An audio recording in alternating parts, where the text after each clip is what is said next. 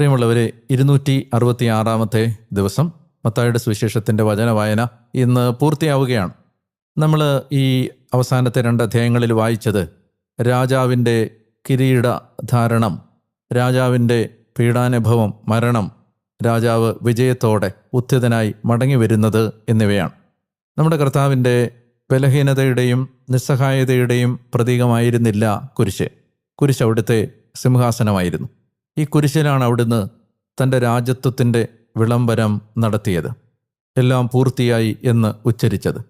അവിടുന്ന് നമ്മുടെ രാജാവായി ഹൃദയത്തിൽ വാഴാനുള്ള അവിടുത്തെ യോഗ്യത ഈ രാജാവ് നമുക്ക് പകരം മരിച്ചു എന്നതാണ്. സാമുവേലിൻ്റെ പുസ്തകം നമ്മൾ വായിച്ചപ്പോൾ നമ്മൾ കണ്ടിരുന്നു, ജനം രാജാവിന് വേണ്ടി മുറവിളി കൂട്ടിയ സമയത്ത് സാമുവേൽ അവർക്കൊരു താക്കീത് നൽകിയിരുന്നു.